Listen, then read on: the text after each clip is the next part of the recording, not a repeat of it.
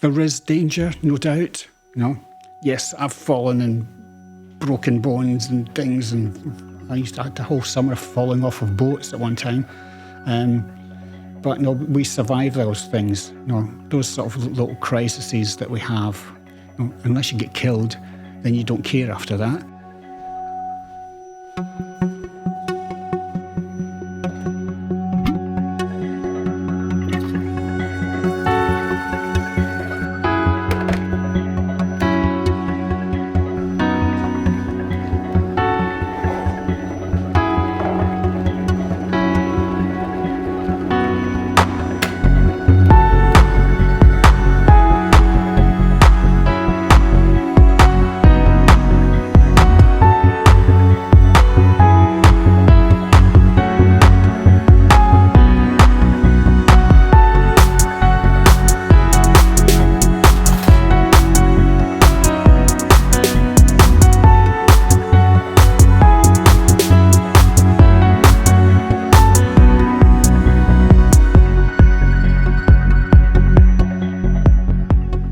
My guest in this episode was born as the third of 4 boys in Glasgow in 1961. During his childhood, he spent most of his time in the Cub Scouts, swimming or canoeing in the wilds of the Scottish mountains. After studying community education at college, he has since worked a wide variety of jobs all over the UK and the world, including, but not limited to, a Currys shop assistant, ski instructor in Austria, Christmas postman, crewed boats across the Mediterranean and Atlantic, and worked with P&O cruises and joint forces powerboat training.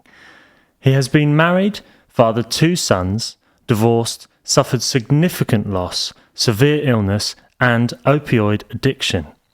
Coming out in 1995, he now works with Wandsworth Council and lives with his partner Jonathan in Hertfordshire, where he enjoys the diversity of the city and countryside. Coming out of COVID, lockdown, he wishes to spend time getting fitter again, working on his new old Range Rover purchase and visiting friends and family. Bruce Murdoch, welcome to Unlived Lives. Good morning. Good morning, yes, good morning indeed. Tell me about the Range Rover. Oh, yeah.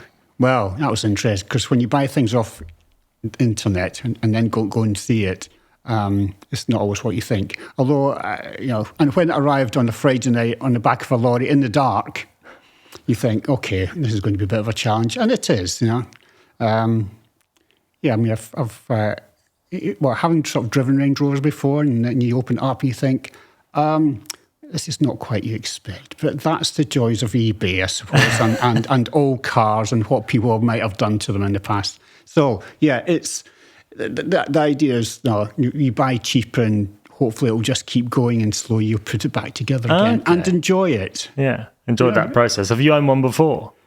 No, I've had old cars. Right.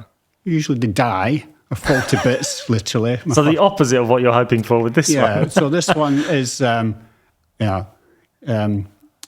even though it's a Range Rover and all the eco people will go, oh, what do you actually big car like that for? No, I'm saying, well, it's 20 years old, so and actually all the parts which are coming on a regular basis are all recycled.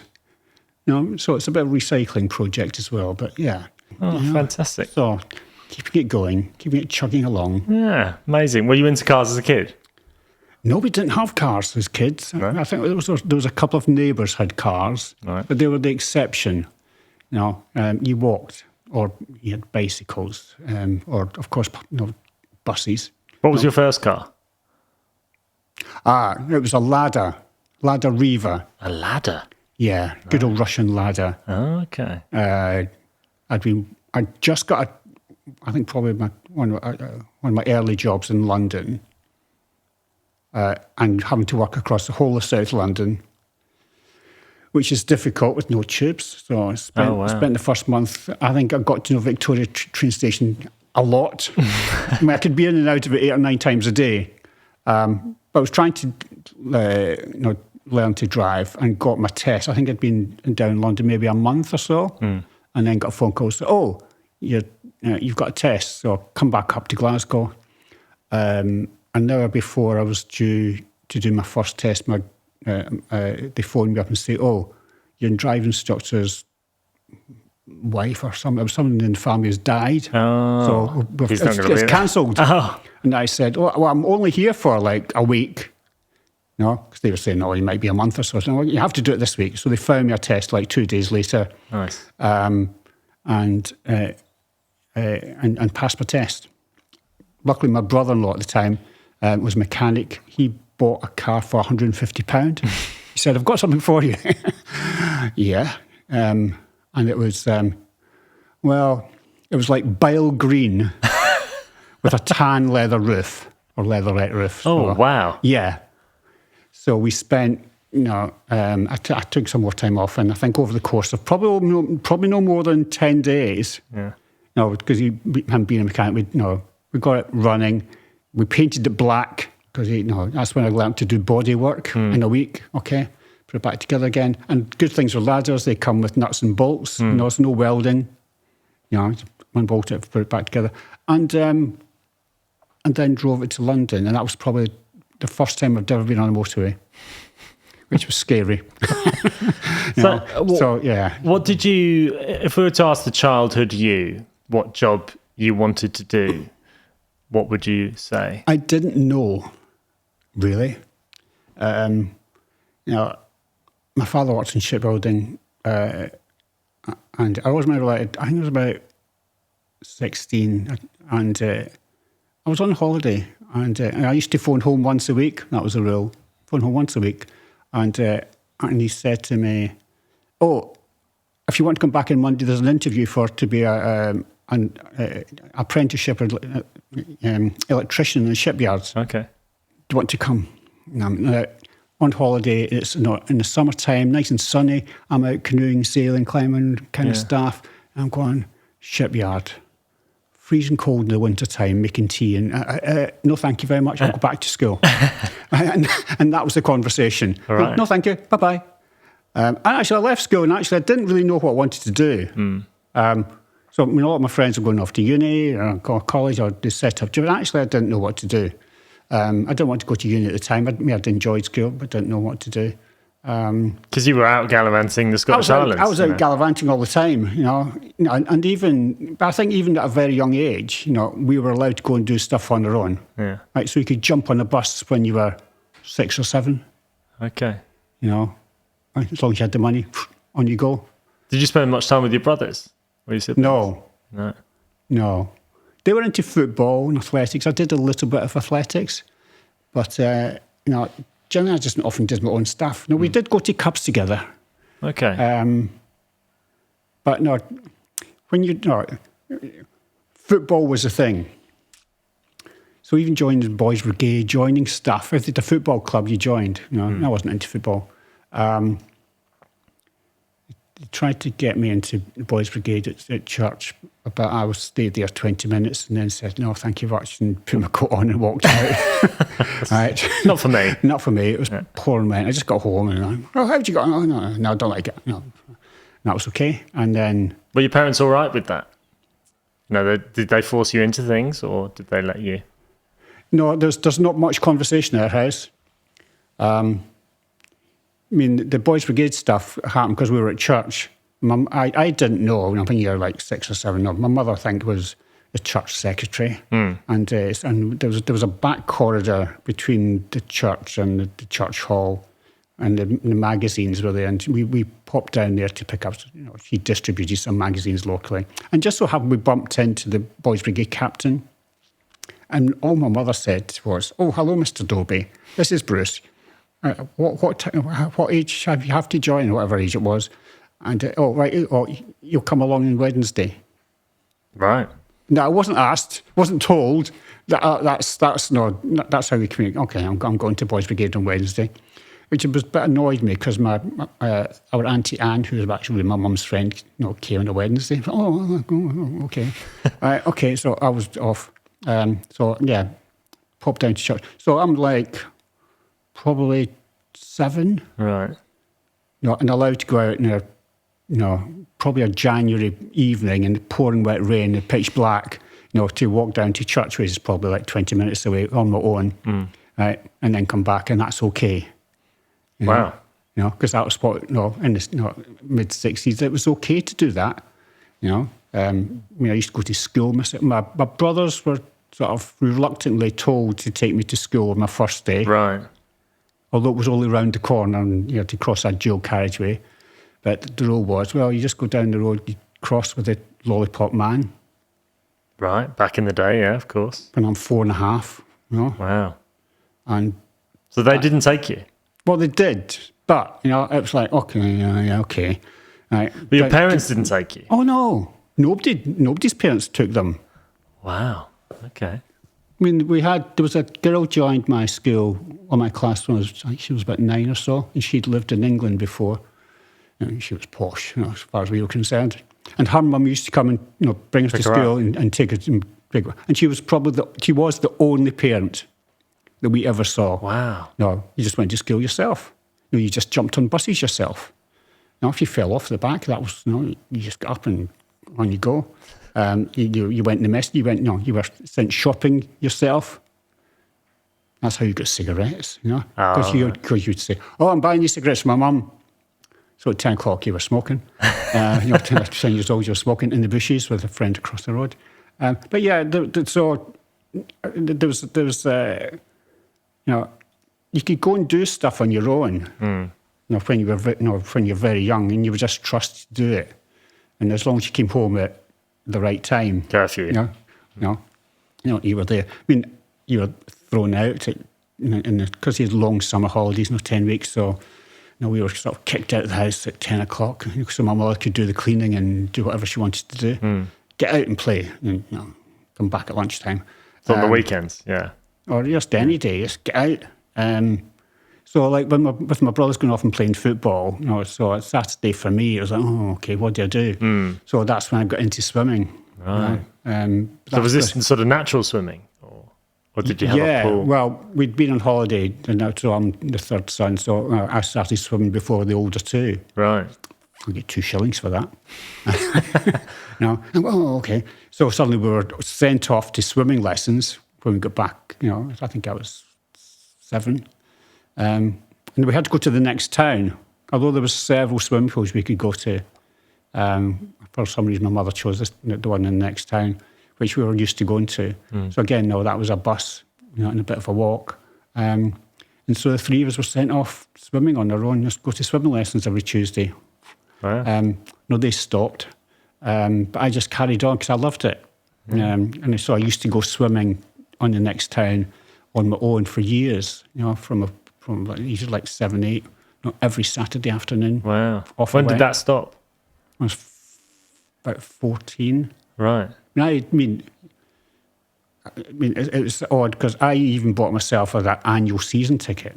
Right. For swimming. I was going so much. And although a session would normally be 40 minutes or so, because I got to know the lifeguards and people, I would come in I'd probably get into the swimming pool about 20 to 3 on a Saturday. I'm still there at 5:30. Did you ever do any competitions, or did it ever become a career prospect? I didn't want to do it competitively. I mean, they tried to get me into a swimming club, but I don't want to be there at 6:30 in the morning. Okay. But I did join the life-saving, which was on a Tuesday night. Okay. So you learned the life save? Bronze medallions, bronze cross. When I was about 12. Did you ever do any lifeguarding? Yeah. Right. Yeah. Because at those days there was one lifeguard. Right. So it's all Victorian big swimming pools. So you'd have, there was a men's pool, the ladies' pool, and then there was a little training pool at the back. But even though I got to know all the staff, and I could go all day in summer holidays. I have been the first person in the pool and stayed all day, and then they would feed me.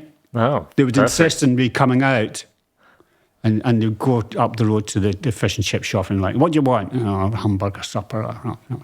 And they would it's like you have to sit and eat that. You've not eaten all day, have you? Okay, but it's like 6 o'clock at night. I'm going, well, I'm staying, because I've got life-saving class tonight. But I'd been there at 10 o'clock in the morning. And they just let me, just let us know. There was a few of us, And that just, I could swim 2 miles at the time. It's 144 lengths. Bloody hell. And that was fine. That was my swimming, really. And then, of course, I had my cubs and stuff during the week. We didn't get much homework, really, but, you just sort of kept yourself busy. But that was like Saturday afternoons, we just swim. Yeah. Do a bit of life-saving. Even at that young age, you would, I'd pulled people out, because I'd be swimming around, and because Tuesday and Thursday nights were busy, and somebody gets cramp and you just happen to be swimming around, you just notice them, I'll just nab them, pull them out, and just shout across. Excuse me, can you pull these people out, please? Yeah, okay, carry on. And it was just, you didn't sort of think anything of it was just anything big. You just did it. Because it happened to you at some point. You're swimming along in the middle of this huge big pool and suddenly you get cramp. You're like, oh God, shit, I've got to get out. And it's interesting, because although from Scotland, I don't like the cold. And like my body doesn't like the cold. I get cold really fast. Oh, wow, okay. So much so that I can't get out of the pool. Wow. Because if the water's that cold and just somebody just goes, oh, I don't like this. And actually, so just, climbing up the stairs, I just couldn't get out, and they have jumped, people have jumped into me. Even when I think the first time somebody jumped in for me, I couldn't swim at the point, jumped in the shallow end, 3'6", and I was a little bloke, with a rubber ring. Trouble is, I'd let go of the rubber ring, you end up in the water and the rubber ring's around your ankles. Oh. And you're upside down and you're thrashing around. Can't move. I can't move. Wow. And I always remember looking up and seeing the lady who was the lifeguard at the time, and I knew that it was her time to go home. Right. And she changed her clothes even, but anyway, she jumped in, picked me up. Right. And then, of course, she had a whinge. Not only did she get all of her going home clothes wet, but she had her cigarettes in her pocket, and I think that was more important for her.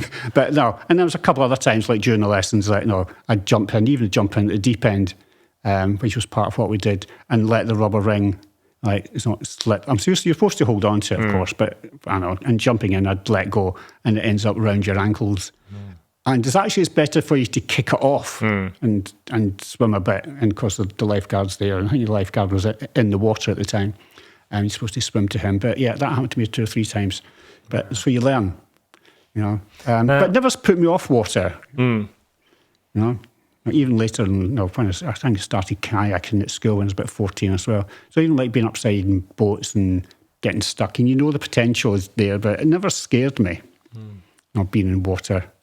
As long as it wasn't too cold, So we've had stuff, interesting times in water. Did you ever want to work in water in some way?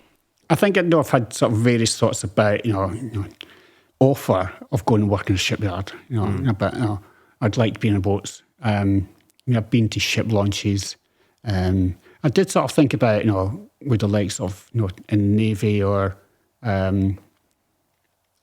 even just like merchant Navy. But I did think about that much later in life. I was like, oh, maybe I could have gone and done something like that because I would have enjoyed it. Sort of 30s or? Yeah, see, in Glasgow, there's a nautical college in Glasgow, right, which teaches people seamanship and all this stuff. And it's still there. And actually, I did go back when I was working with P&O in the mid-90s.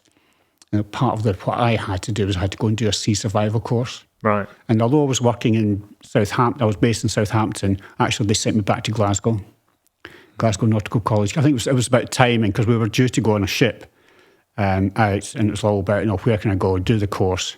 Because it's like part of your passport. You need a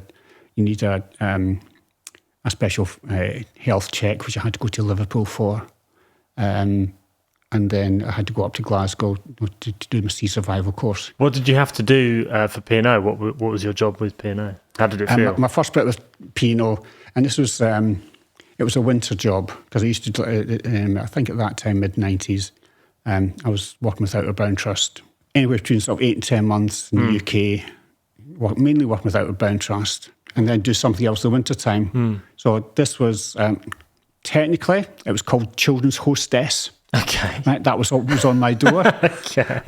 That's what was printed on my door. Chili. No, we used to call it the chili hall. So basically, it was putting on activities for children on the ship, and there was more and more children going on the ship. But that was everything from babies. So you had a nursery in the evening. Wow. It was set out like a little hospital. It was actually the old morgue. But they did move the morgue further down in the ship at the time. So it was the Canberra, which is sort of a big white ship.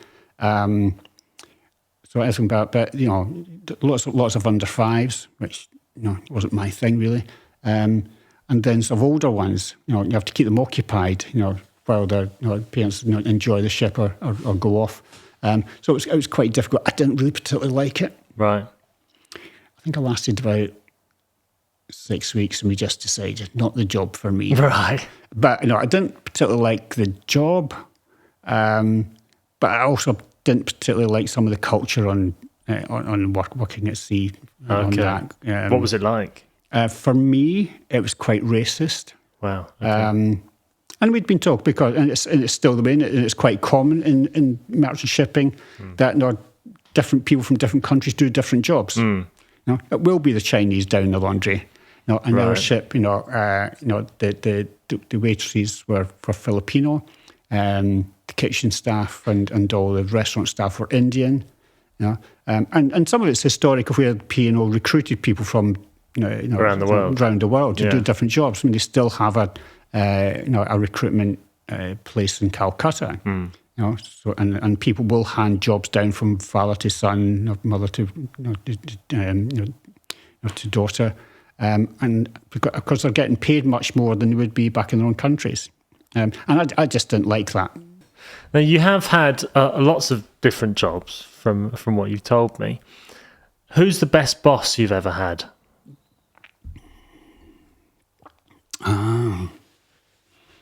Best boss. Interestingly, just after I got married, and I was still doing my course in Glasgow at uni, and I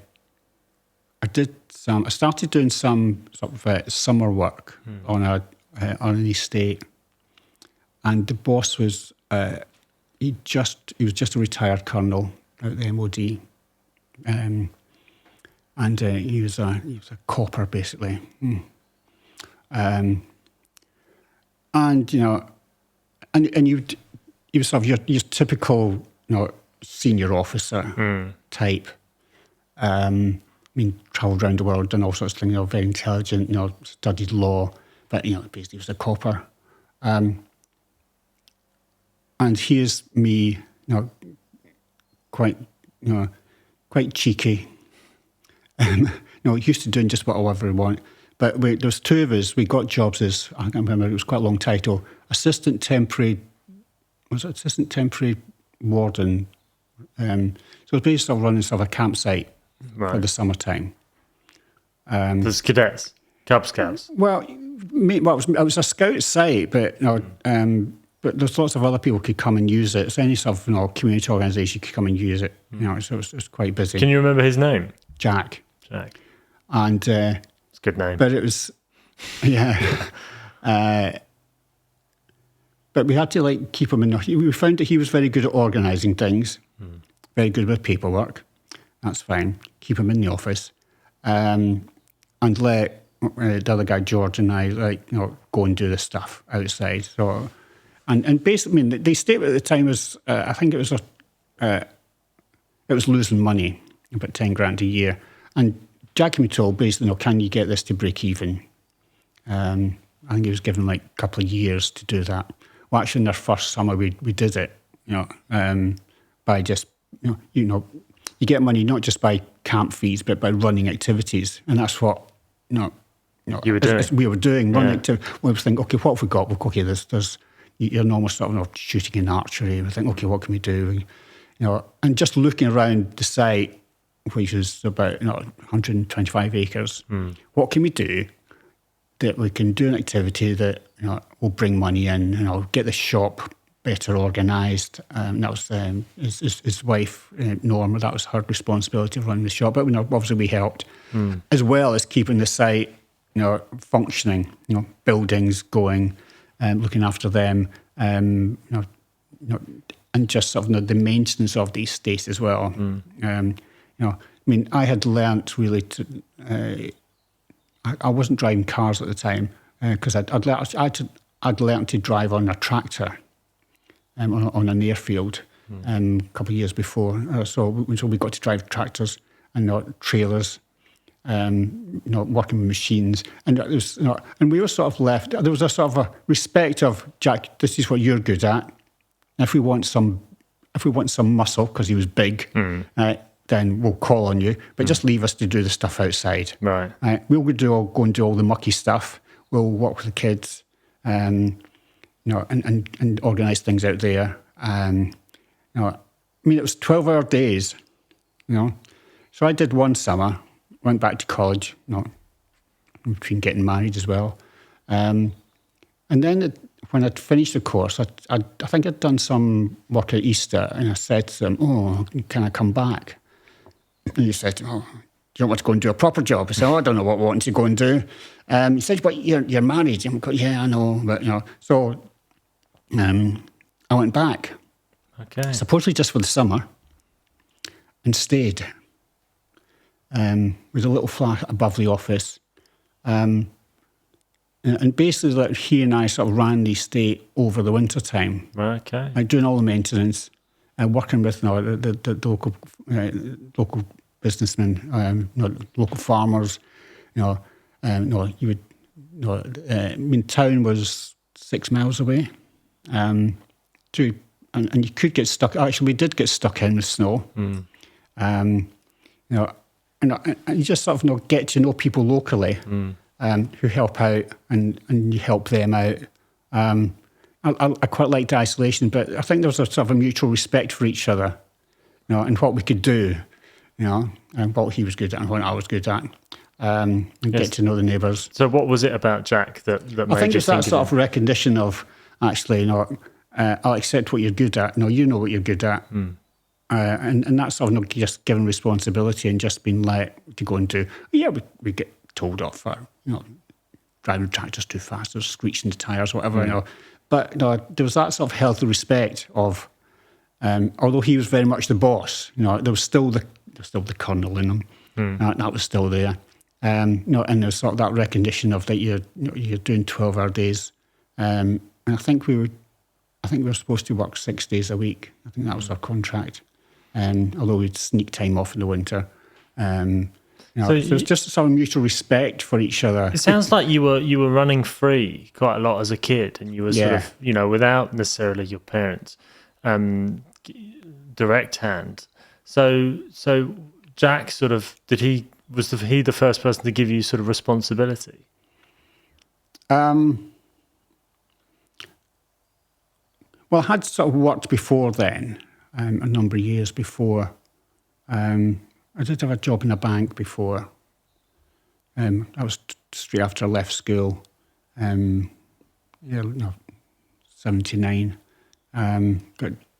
Worked in the Bank of Scotland for about 2 years, maybe a year and a half. But I'm assuming you didn't get the same respect that you got from Jack in a bank. No, you're still the junior. Yeah. You still got the shitty jobs to do. You're still sent out for the tea but you still have £1 million stuck in the drawers when you're working on the estate. And we didn't have radios, or mobile phones. I remember one day I was down the far end of the estate with a tractor, and it was just about dusk, and I was probably driving somewhere I shouldn't. But anyway, and I went to turn and noticed that the front wheel was literally falling off. Oh shit! And it was a pin that was broken on between the front axle and the front wheel. I'm thinking, shit, it's 4 o'clock, and I know it's going to be dark in half an hour. And it's if you run, it's probably 10 minutes back to the office. Right. Grab what tools you need, and get back and try to do this and try to pretend that nothing's happened.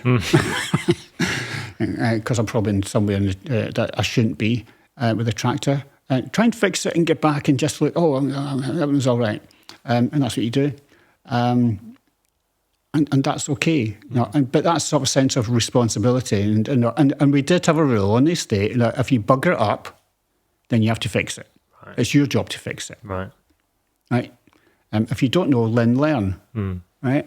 And so I learned all about plumbing. We got very good at working with the local councilman who would unblock our sewers. Okay. Got to know all that. We were doing some building work at the time, or we had builders in. And I remember walking into this it was a toilet shower block, and the plumber was hanging up sort of big stainless steel urinal. And I was looking at it saying, why are you putting it that height? Because I said, that's the great height for kids to climb up on and look out the windows. He said, and he explained why. And so we chatted about, I was saying to them, actually, I've got to look at this building from a practical sense of, when you walk away, I'm the person who's going to be clearing it up. And if things break, I need to know how to fix it. So they took me in the back, where all the piping is, all the stuff you don't see, and they taught me how to do it. They said, well, this is how we make it. And so when it breaks, which it probably will, then you know how to fix it. So it was one of these jobs that I really loved. But having just got married a year ago and a baby on the way, we decided, getting told, actually you have to look for another job and go and earn real money. And then I moved to London. So that was a bit of a scary thing, Yeah, sure. going from rural life to being thrown into the realms of South London. Is there anyone you regret losing touch with? There's probably lots of folk, actually, because that was part of the downside of moving around the country a lot. That it was so easy sort of to just to lose touch with people as sort of life moved on quite quickly. So there's probably sort of lots of people along the way. Yeah, that I sort of lost touch with. Does anyone spring to mind? It was a chap called Darren who I met when I was doing. I was living in Surrey at the time, running sort of a youth hostel type place. And for some reason, I decided, although the landscape in Surrey was quite gentle. We were on the South Downs. But actually I wanted to do my mountain leadership course, because sort of to build on what I'd done as sort of a teenager in Scotland. And just through the council at the time, I just noticed there was this course that I could go. So how's this? Oh, can I go and do this course, please? Which meant that I had to escape from work a bit early on a Friday. And that's where I met Darren. And Darren and I just sort of buddied up and did our course together. Which was mainly in Wales, and he worked in London with I think it was the Hong Kong Shanghai Bank, which is now part of the Royal Bank of Scotland. And he said, my dad got me into this. He was a stockbroker kind of, and he said, I hate it. He said, I love what you do. Working with the kids all the time, taking them out and enjoying yourself. How do I do it? And we had a chat, and I gave him some sort of leads, and he ended up working with the Outward school in Wales, at Aberdyfi, which was the very first school. I went to visit him. I think he'd been there a year, and I went to visit him, and I'd just stopped working in Surrey at the time. And he said, and it just said to me, just so happened that morning when I met him, he said, my boss has just resigned. Go and talk to him. And I had a chat with him. Anyway, had an interview, didn't get the job for that manager's post, but I said to them, I'd love to come back with you. I think this was about September, and actually ended up back working with Outbound Trust in, I think, the following February, which was that's early on in their season. And then sort of, I was there for on and off for sort of the next sort of 3 or 4 years. But after sort of I left there, sort of, I lost touch with Darren. Although we were in the same place together, but we did sort of different types of courses. But yeah, I think he'd sort of sloped off somewhere. I think and that would have been one of the ones that I'd sort of like to have kept touch with. Right. Yeah. What did you like about him? I know we just got on so easily. I think we had the sort of we want the same determination of we want to get things done, but we're still cheeky enough To enjoy it along the way. to enjoy that. I mean, when we were doing I think we were doing our exam, and that was in the Lake District, and we'd done this before. That you've got a route to go, through the mountains, and the weather was appalling. It didn't help the fact we'd slept in the morning, because we should have been the first team away, and we were the last. We actually woke up and there was nobody else there.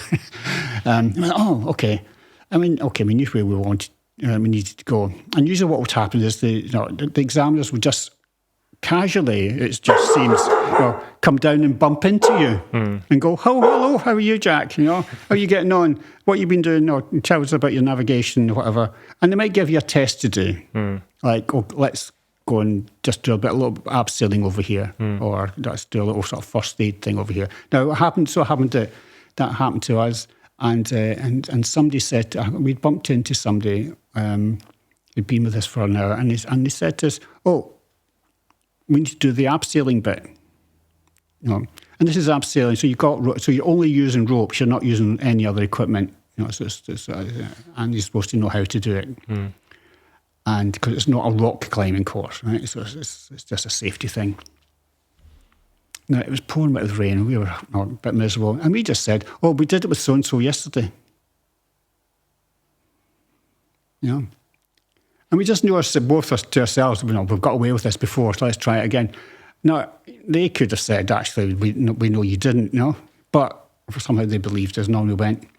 And there was a couple of times we did, and Dan and I were just like so easily, we just like settled this thing, and that was that. I mean, I think in the same weekend we were camping, and they'll come round and they want to know what you've been eating, how you're cooking, and looking after. And the chap sort of stuck his head in the door of our little tent and said, how are you doing? What have you had to eat? And we said, well, we've had real potatoes, steak, and veg, and whatever pudding we had, and would you like a glass of wine? We sort of looked at us and said, because usually we'd get all like dried food and dehydrated stuff because it's much lighter. And he went, what, you've carried all this stuff? And we went, yeah. He said, well, we're going to be in this tent for however many hours, overnight, because it's not time of year it is. So we're quite happy to carry all this stuff because we're not eating crap, dehydrated, smelly food. And would you like a glass of wine, please? And that was we would just like agree that's what we're going to do. So I think Dan had the same attitude as me. He's like, no, it's okay to do unconventional stuff and get away and see if you can get away with it. Right. And just carry on. We're not putting anybody in danger. We don't think, maybe just ourselves. You might say, we're cheating. Well, yeah, but you get away with it. And actually, somebody could quite easily say to us, it's not difficult to check up if we've done abseiling the day before. You just ask your other instructors, for God's sake, and if you want us to do it, we'll do it. Because, we knew what we were doing, I think we both had sort of a lot of experience before. I think the difference was that I'd been working with young people for years before Dan hadn't had that experience. But actually, I think he went and did sports science afterwards and got into it, but he liked it. He was quite natural at doing it. And I think we both found our niche of what we liked to do. And I think it was something that I wanted to do when I was younger, but I just didn't know how to get into it. I mean, the job that we were doing in Surrey, we just like running a town. It was a place. It was an old Victorian school where schools would come every week and you do the thing with them. You take them around. The primary schools, you take around all the historic stuff. You don't go pond dipping or whatever, all that kind of stuff. But the older ones, I would take around and do sort of more physical activity stuff. Everything from playing golf, horse riding, a bit of archery, but even just simple things like, taking them into, we were on the edge of a woodland, but just taking people out their first night, because we knew they wouldn't go to sleep anyway. We always took everybody out the first night and walked up through their woods. And that was really good. And it was interesting seeing our individuals develop, but because they would open up to you. They would open up about what their problems were, their issues were. When I used to sort of work with some of the other instructors who were coming on board and doing their induction, I said, look, it doesn't really matter what it is. It doesn't matter the activity that you're doing, whether it's adults or young people. It's about what you have to have in mind. What is it you're trying to get them to learn? Now, if it's you're trying to get them to learn, well, if you fart around and it takes you forever, and you have something, you have that nice thing at the end, like you can have time off, you go and do your washing or whatever it is, or you will go for a swim. So if that sort of carrot's there at the end, it's got to be genuine, right? It's got to be something that they do really want. So then you say, well, you just decide what the task is, whatever's available. Doesn't really matter. But as long as it's written, if that takes them, say, 5 minutes or 2 hours or all day, then hopefully they'll learn, because you can chat about it afterwards. Now, why did it take you so long? Because I was farting around. And we wrote a book for the instructors, and we called it When the Minibus Was Late. Because we've got lots of groups from the centre scattered around the place, and there's many buses going up and picking people up and dropping them off all over the place. I mean, it was one of the nice jobs you got to do sometimes. But invariably, at some point the bus will be late.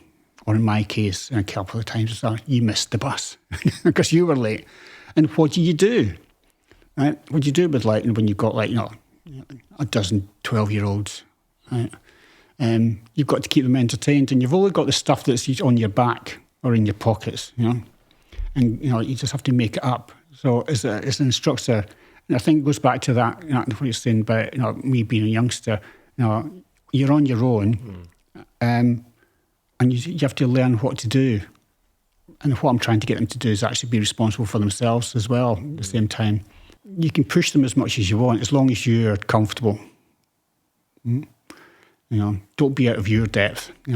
What plausible government action would make you leave the country? Oh. Gosh. Leave the country. Because you're a council man now, aren't you? Yeah, good old politics. If legislation was different about being gay, that might sort of push me somewhere else. I think we're very fortunate in this country that nowadays it's not always easy, but it's much easier to live as openly gay person. We have, when we're at home, we have discussions about going on holidays to various countries, and they say, I'd like to go there, and Jonathan goes, no, we can't go there. We're not going to go there, because it's difficult. I mean, I didn't come out till I was mid-30s, which was a big step, because you're never quite sure how people are going to react. Sure. I mean, I don't have any regrets of not doing it earlier. There's some regrets about not doing it earlier, but I was married and got 2 kids from that, which I'd never turn my back, and I haven't never turned my back on them. But for other people, in many countries still around the world, that's not possible.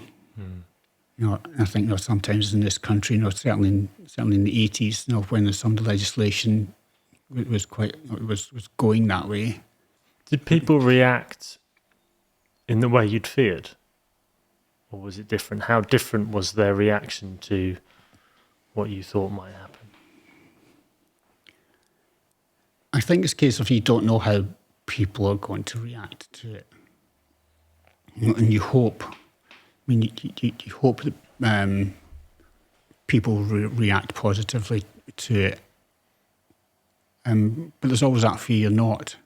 And because once you've said to someone, even if you said, "Oh, please don't tell anybody," you've told them, the cat's out of the bag, and you can't stop people then telling trying to control what you think's your own story becomes impossible. And because the way society is, and there's lots of mixed feelings about it, that's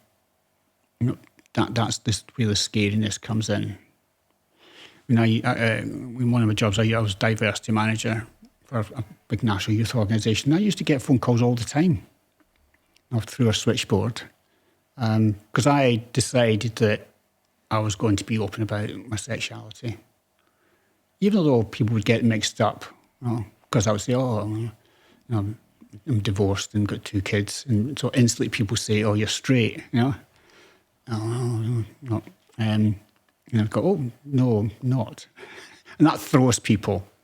So I felt, if I'm diversity manager at national level, then no, it's not. If I'm not out, then nobody else is. So I just took the view that I'm not going to be out about it. And that sort of, I think, people would phone our switchboard. And I would get phone calls on I wouldn't say a daily basis, but certainly not on a weekly basis.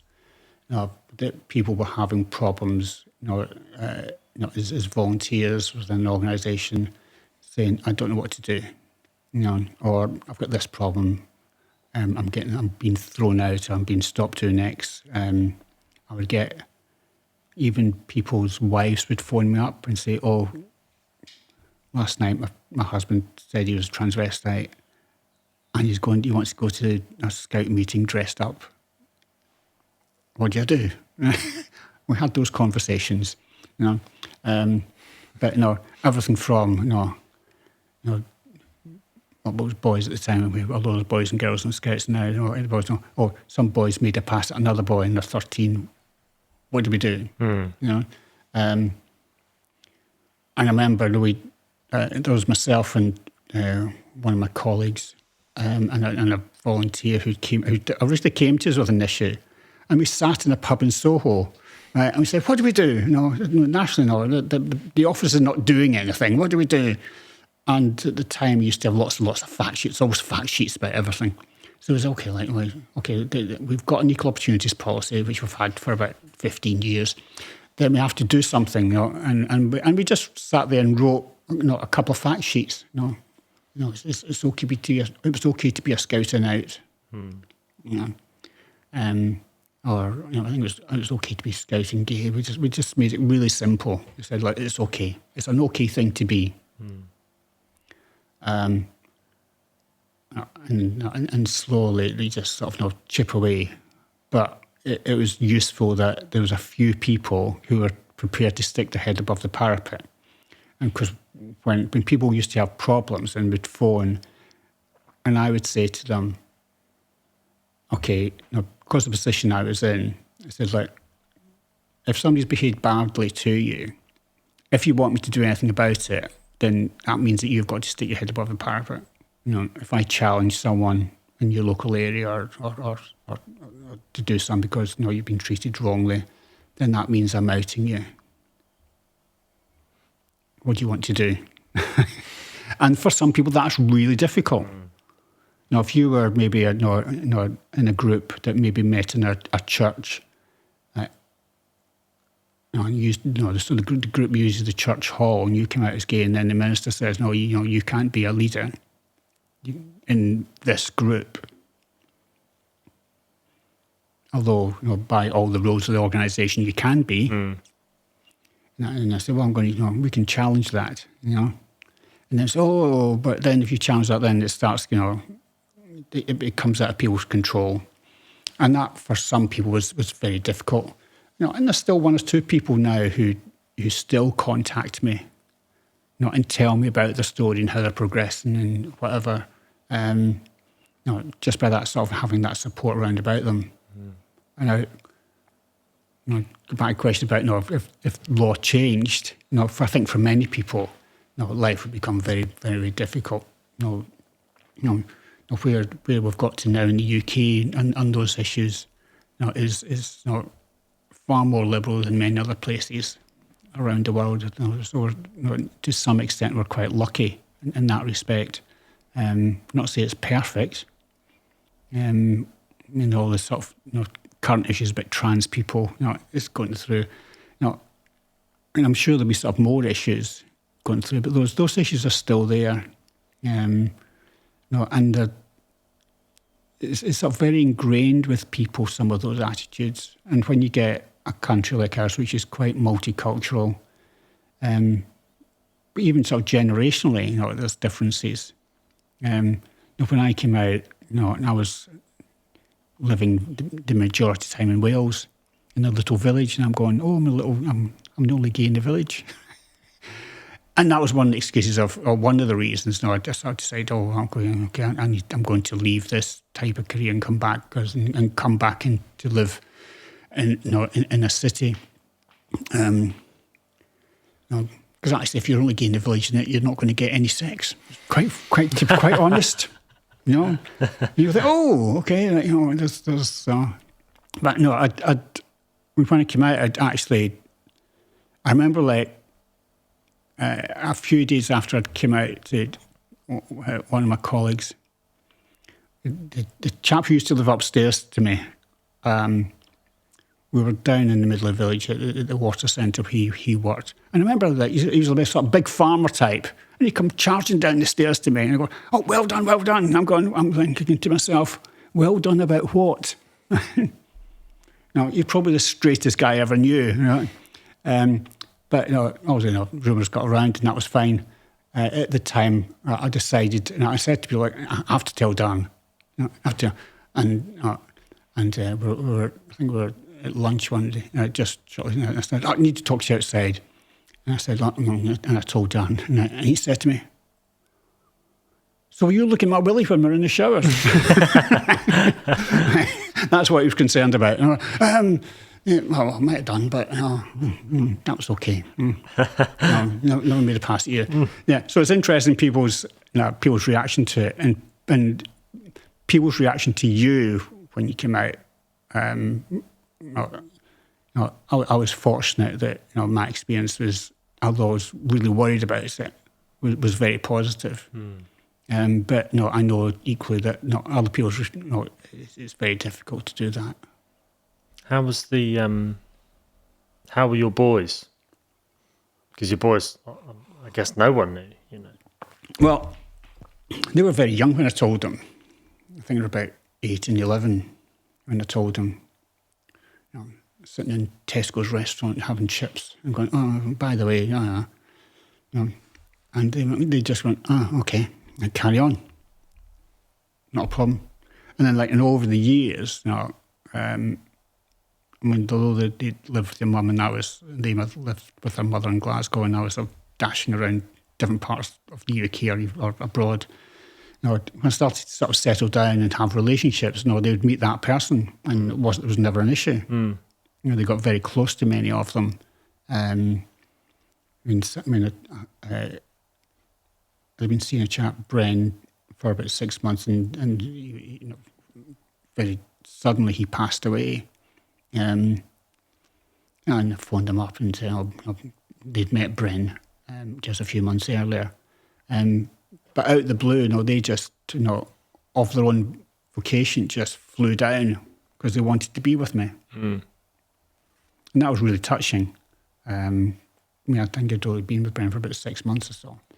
But because they'd met him, and they just thought, this is Dad, and this is part of his life. So actually, it's never been an issue, to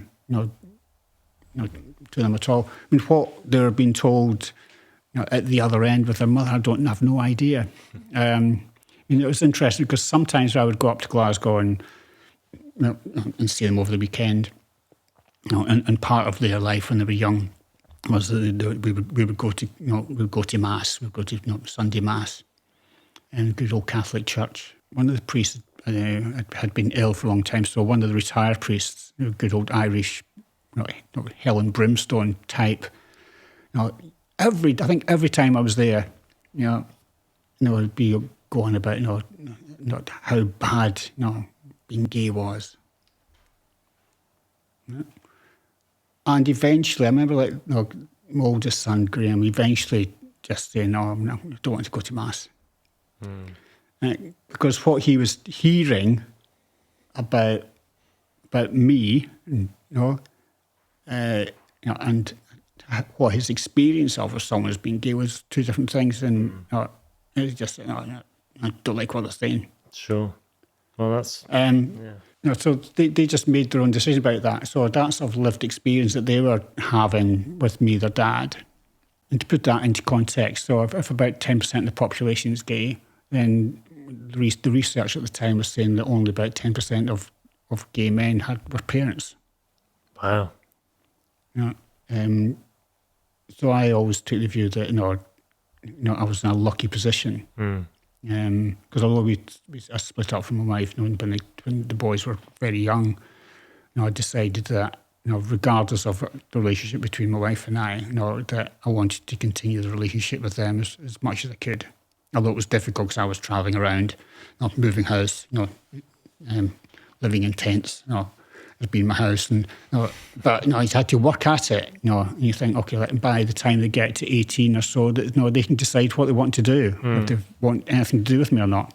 And you can't, I couldn't get to them in all the occasions that I wanted to. So I missed all the the school plays and things like that. I said, I'll try and get there if I want to, or if I can.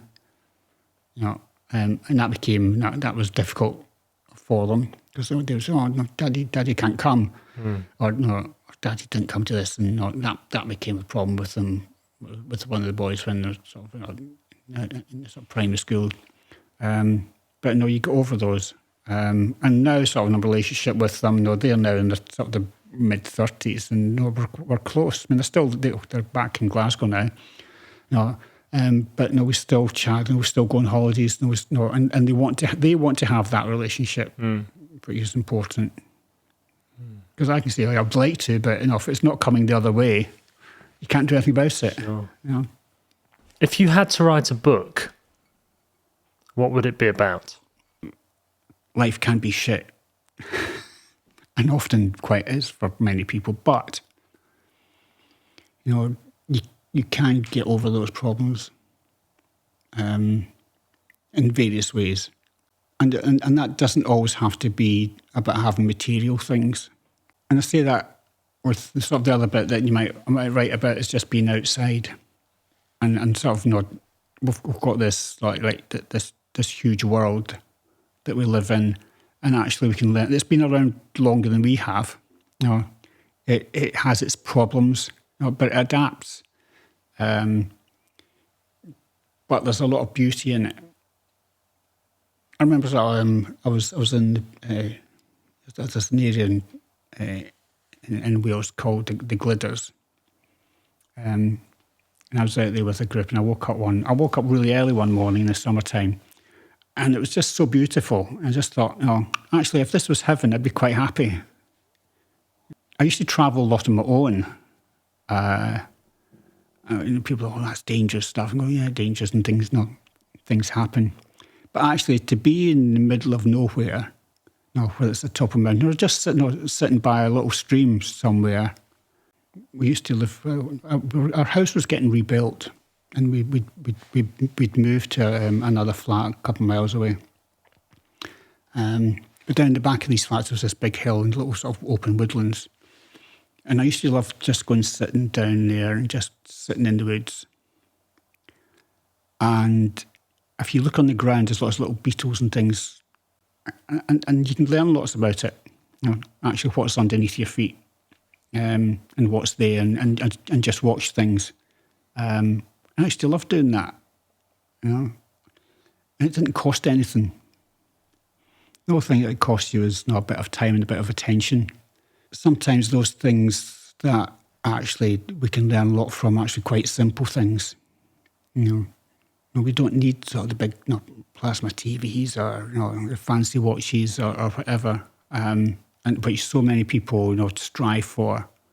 And maybe that's because I was brought up at a time when I was young, actually, when a lot of people just didn't have much money. There wasn't all this technology around, and we still survived.